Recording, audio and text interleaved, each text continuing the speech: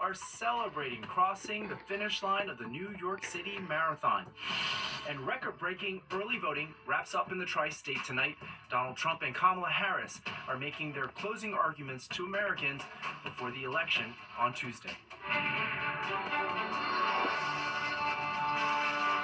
All right, welcome to the 10 o'clock news. I'm Arthur Chian. And I'm Bianca Peters. It is an all-out sprint to the finish. Both candidates pulling out all the stops during these final hours before Election Day.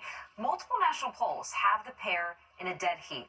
Fox 5's Duarte Giardino is tracking the campaign movement of both Vice President Harris and former President Trump and joins us with a look at their last-ditch efforts in multiple battleground states today. Duarte. That's right, Arthur. Bianca. Vice President Kamala Harris was at Michigan State University making her final appeal to voters in that key state. And as a strategy, she never mentioned Donald Trump's name. Meanwhile, the former president was in Georgia where he pushed his tough on immigration message. A new Des Moines Register and Mediacom poll of just 808 people in Iowa is sending shockwaves in the final days of the presidential election. It shows Vice President Kamala Harris with a 3-point lead over former President Donald Trump, though it does note a margin of error of 3.4%. The polls are just as corrupt as some of the writers back there. I got a poll, I'm 10 points up in Iowa. One of my enemies just puts out a poll, I'm 3 down. Joni Ernst called me, everyone's called me, they said, you're killing it, Iowa. John Wisniewski is a former New Jersey state legislator and political scientist. He believes the poll and Trump's response may indicate weakening support among his Iowa base. Iowa is not always known as a Democratic bastion. So for Vice President Harris to have gotten that kind of recognition within that poll means there's something happening on the ground. Both Harris and Trump campaigned hard on Sunday. Harris spoke at a black church in Michigan. So, church, in just 2 days, we have the power to decide the fate of our nation for generations to come. Trump held a rally in Pennsylvania. And if you don't vote, you're stupid. You're stupid. 4 years of Kamala Harris have delivered nothing but economic hell for American workers. An ABC News Ipsos poll shows Harris with a slim 3-point lead over Trump among likely voters, while a New York Times Siena College poll of 7 key swing states paints a more complex picture. Harris leads in Nevada, North Carolina, Wisconsin, and Georgia, while Trump takes Arizona. The two are tied in Pennsylvania and Michigan, where they spent much of Sunday. Trump's main pitch, vote red to strengthen the economy and secure the border. The day I take the oath of office, the migrant invasion ends and the restoration of our country begins. Harris's main pitch, unite America and protect individual rights. This moment in our nation has to be about so much more than partisan politics. You got this. Harris also showed a lighter side. Did you see her on Saturday Night Live?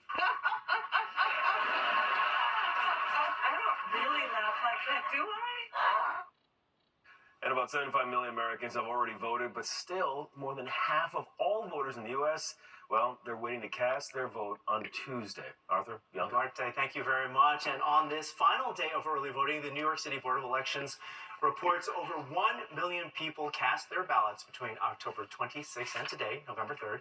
Between the 5 boroughs, Brooklyn had the largest turnout with more than 345,000 voters. There is no early voting tomorrow. Meanwhile, Governor Hochul in Lower Manhattan today drumming up support for a controversial Proposition 1. The governor says if passed, it will enshrine access to abortion in the state constitution and prohibit new classes of discrimination. Hochul also maintains Prop 1 is even important now after the Supreme Court overturned Roe v. Wade in 2022. Not only will we never, ever, ever take the right to an abortion and reproductive freedom that we took for granted for too long, that'll never happen again. And we're going to make sure that those rights are forever enshrined in our New York State Constitution by voting for Proposition 1. But critics claim that the word abortion is not even mentioned once in Prop 1 and could take away a parent's right to make medical decisions for their kids. And with just 2 days to go until Election Day, stay with Fox 5 and fox5ny.com for the latest developments during this final crucial stretch, rather. Let's bring in meteorologist Audrey Plenty for a first look at the forecast, where the weather is Looking nice now, but election day is actually looking even better, Audrey. It is, Bianca. We had a little bit of a cool spell today. Temperatures did take a drop to below average ratings, but we're going to warm it back up again as we go further on into the week here. 47 currently in Central Park underneath clear skies. LaGuardia is checking in at 50 degrees. Check out Atlantic City, though. That's cold. Temperature there is at 37 at this hour. So we do have a frost advisory in effect for coastal Connecticut as well as Suffolk County. This has to do with the growing season, which is coming to an end across the tri-state area. But we have this one little sliver left here. So if you have any tender vegetation outside, you want to have it covered up. Any tender plants, too, you want to bring them indoors tonight. We're not much is happening on the radar here. That's been the case over the last several weeks. So we're in store for a dry evening. And the next several days, there's minimal chances of rainfall into the tri-state area. As we go through the rest of the evening, we're actually going to have some clouds rolling in, invading our skies tonight. And tomorrow, it'll be a mix of sun and clouds. Overnight lows will mostly be in the 40s. We'll have some 30s and maybe even some upper 20s still to the north. And tomorrow's highs will be more seasonable. We also have a warm-up coming up this week. I'll have the details coming up. All right, thanks, Audrey. Well, the NYPD tonight is looking for the driver of a hit. 110 pedestrians and cyclists have been killed in New York City so far this year. Meanwhile, the New York Post reporting tonight, interim NYPD Commissioner Tom Donilon got into a public shouting match at the NYC Marathon with Chief of Staff Tarek Shepard. This reportedly happened when Donilon was taking a photo with the NYPD's running club, and then Shepard attempted to join in, but Donilon tried to nudge him out. The two started shouting, and they had to be separated. The NYPD issued a statement saying in part that there was a brief disagreement between two NYPD executives that was witnessed by members of the public. The matter was promptly discussed and resolved. Well, New York City music legend Duke Ellington says, take the A train, but soon that won't be an option for Rockaway residents. The MTA is suspending service on the peninsula for 5 months. It is the only subway line in that area, and Fox 5's Kendall Green shows us residents are not happy about it. The A train is running smoothly through the Rockaways right now, but commuters are bracing for a shutdown early next year. I work in a bar. I work in the city too, 9 to 5 in the city, Monday to Friday for a law firm. And without this train, we have no idea what to do. Milton Suarez is one of 9,000 daily riders who will be affected. He tells us the train is a lifeline, keeping him locked in on both jobs between the city and Queens. Now we have to rely on Ubers to get to another train station, which is 20 minutes away. Maybe an express bus, which is $7 as opposed to $2.50. The MTA says beginning January 17th, the line won't run between Howard Beach JFK Airport and the last stop on the line, either Rockaway Park Beach, 116th Street, or Far Rockaway Mott Avenue. That temporary shutdown includes the Rockaway Park shuttle trains, running in and out of Broad Channel as well. That's upsetting to me because I take the A train every day to get into work into Manhattan, so if it's going to be shut down for 5 months, that's a big problem for me. On a scale of 1 to 10, they shared frustrations are already pretty up there. Definitely like a solid 8. I don't know. The A train is. I mean, yeah. I don't want to be too dramatic, but like, to be honest, the A train is very, very convenient. The MTA says the lengthy service suspension is necessary for quote major upgrades to strengthen infrastructure against extreme weather conditions, noting a large fraction of the work is in response to extensive damage caused by Hurricane Sandy back in 2012. If there's things they have to do to make it safe, you know, we understand, but at the same time, it's going to be a big inconvenience. So you may ask, how will they address the temporary shutdown on the line? Well, a free bus shuttle service will be available along the affected stops.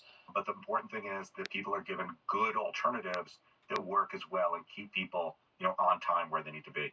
So we're giving commuters plenty of time to prepare since those repairs don't begin until mid-January. In Howard Beach, Queens, Kendall Green, Fox 5 News. Okay, a big congratulations to the tens of thousands of runners who completed today's New York City Marathon. That's right, and for many of the participants, their journey to run 26.2 miles began years ago. And Tina Sebastian joins us now for a look at what is coming up tonight on sports.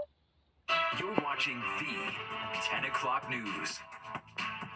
They say the early birds get the worm, but today the early risers got medals for their endurance finishing the New York City Marathon. That's right, more than 50,000 people ran the 26.2 miles that snaked through the 5 boroughs, starting on Staten Island and then ending right here in Central Park.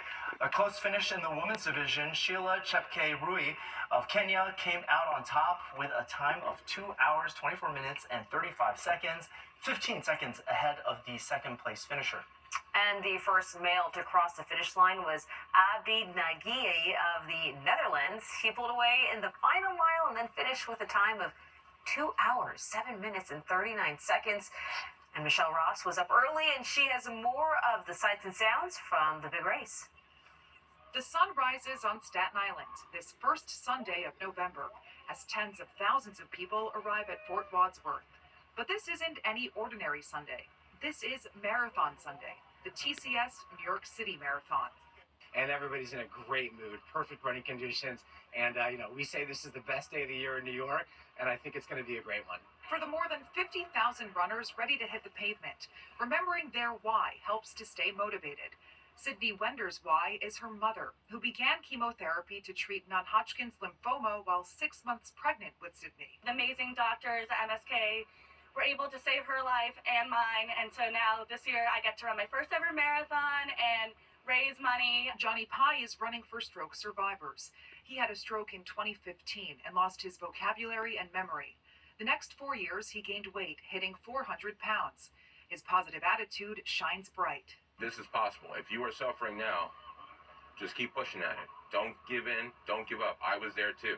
Keep pushing, and maybe you could be standing here too. And for Courtney Knights, she's starting surgery this Thursday to reduce her risk of breast and ovarian cancers. She inherited the BRCA2 gene mutation, and the memory of her grandmother, who passed away from breast cancer, stays with her. So I'm running to show myself and my 2 little boys that I can do hard things, and when you put in hard work, you can accomplish things that you never thought were possible. But before these runners get to the finish line, their journey begins at the start line.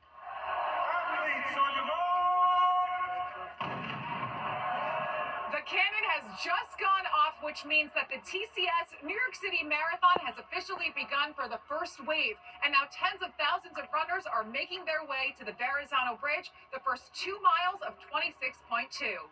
And this year's Grand Marshal is track star Gabby Thomas, 3-time Paris Olympic gold medalist. Well, it's such an honor, and I'm so excited. I love the New York City Marathon. I love what it's all about, bringing communities together, and it's such a celebration of everyone. A celebration that takes you through every emotion you can imagine in all 5 boroughs of the greatest city in the world. On Staten Island, Michelle Ross, Fox 5 News. No rain then, but some might be coming this week. On the other side of this break, Archer Puente has our forecast.